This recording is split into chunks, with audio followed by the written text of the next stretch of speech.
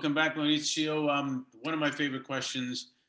We've all had influencers, maybe for a minute, maybe for a lifetime, anything in between, all sizes.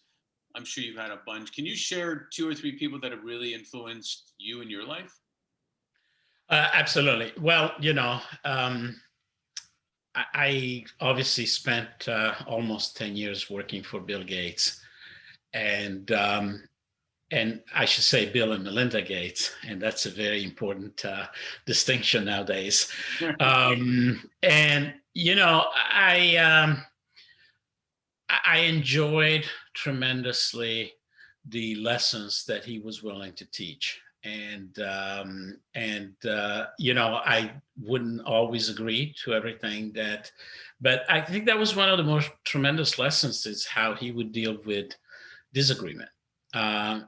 Using a very rational, scientific way of questioning that was not meant to just challenge you, but to really sort of drive deeper knowledge. Um, and and being humble about the work that he's doing. I mean, honestly, I'll say this uh, based on my experience, the amount of work he's doing and the amount of credit he's getting for the work he's doing are not even closely related. So there's a lot of things he's doing that are really positive for this planet that many people just don't even realize. And he's not there bragging about it. So as much as he's been given many criticism from his past, and that was a huge influence in my life.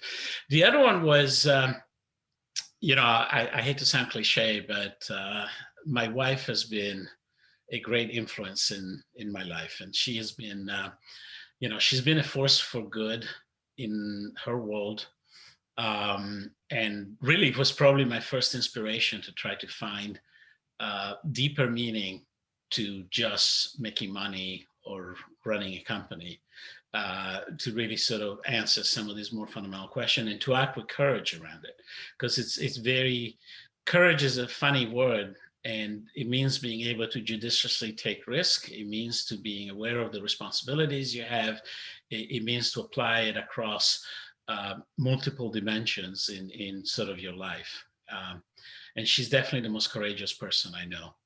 And then, early in my career, I had a business mentor in Andy Grove, one of the founders and legendary CEO of Intel. And he ended up buying my company. And it was my transition from being a brilliant scientist, or maybe not so brilliant scientist, into being a startupper. And then from that, realizing what it takes to create scale in a business. And I learned so much from Andy, and I'm always grateful of his support and thought lessons. So those would be my three. That is a skill set. One thing I've always found is that we should learn is we're always influencing others, whether we know it or not.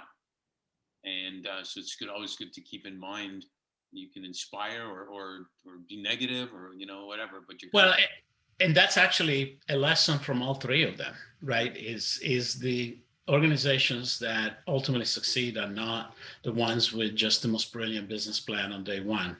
It's really the ones that succeed in creating a learning culture that both as individuals and as organizations are constantly evolving for the better. And that's where people want to go. That's the team people want to join. So thanks for sharing those. Really cool. Terrific.